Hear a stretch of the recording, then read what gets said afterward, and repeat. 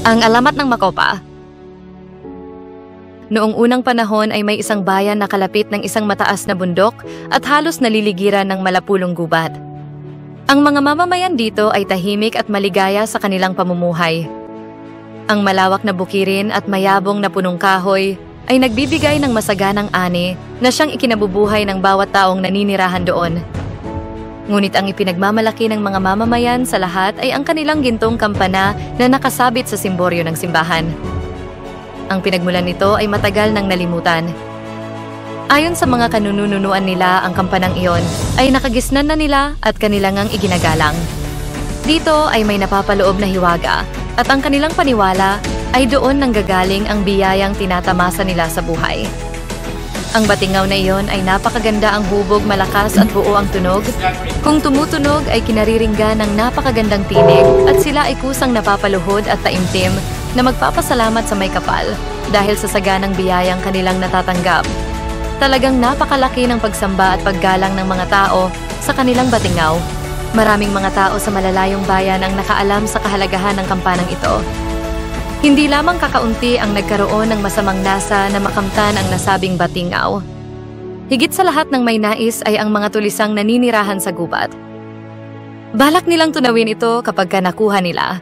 Isang araw, ang buong bayan ay nagimbal sa sigaw na, "Tulisan! Tulisan! Ang mga tulisan ay dumarating!" Hindi nag-aksaya ng panahon ang pari at ang dalawang sakristan agad nilang ibinaba ang kampana at itinago. Nang dumating ang mga tulisan ay wala na ang batingaw. Ang pari at mga sakristan ay pinagsasaktan ng mga tulisan at pilit na ipinalalabas sa kanla ang batingaw. Dahilan sa hindi nagtapat ang mga ito kung saan nila ito itinago, namuhi ang mga tulisan at pinagpuputulan sila ng leeg. Nagbalik ang mga tulisan sa gubat na hindi nakamtan ang kanilang pakay. Ang bayan ay nagkagulo. Lahat ng tao'y nalungkot sapagkat ang pinakamamahal nilang batingaw ay hindi na nila makikita. Dahilang ang nakakaalam lamang sa pinagtagwan nito ay ang tatlong pinatay ng mga tulisan.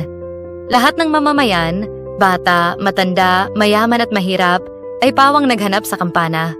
Ngunit, hindi nila ito matagpuan. Lumipas ang maraming mga araw at gabi, subalit ang batingaw ay patuloy pa rin na naglaho. Sa hinaba-haba ng panahon, ang mga tao ay nakalimot na sa kanilang banal na gawain. Wala nang pumupunta sa simbahan para magdasal. Ang mga bukid ay naiwan ding mga nakatiwangwang. Lagi na lamang may gulo sa bayan. Anupat ang buong bayan ay nababalot sa kalungkutan.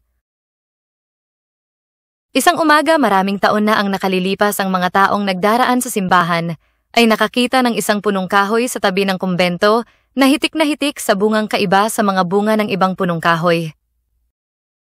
Ang mga bunga ay kakaiba, ang hugis at hugis kampana.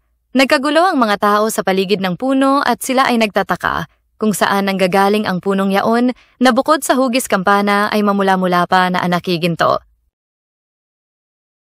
Isang matandang lalaki ang pumagitna sa mga taong nangaroroon at nagsalita ng, "Habang ako'y natutulog, tila nakarinig ako ng isang tinig na naguutos na hukayin ko ang ilalim ng isang puno sa tabi ng kumbento.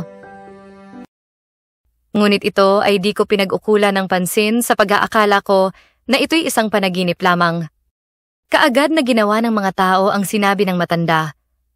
Laking tuwa nila nang matagpuan ang batingaw sa ilalim ng ugat ng nasabing puno. Ang lahat ng mga tao ay nagtungo sa simbahan at nagpasalamat sa Diyos sa pagbabalik ng kanilang kampana. Makailang sandali, ang magagandang tunog ng kampana ay narinig na. Ito ay nagbigay ng kasayahan at katahimikan sa puso ng mga tao habang sila ay taimtim na nananalangin. Ang mahiwagang puno naman ay patuloy ang pamumunga at nang lumaon ay napag-alamang iyon ay kinakain. Ang mga bata ay nangatutuwa sa hugis ng bunga nito na kawangis ng kopa. Pagkatapos ng ilang araw, ang prutas ay tinawag na makopa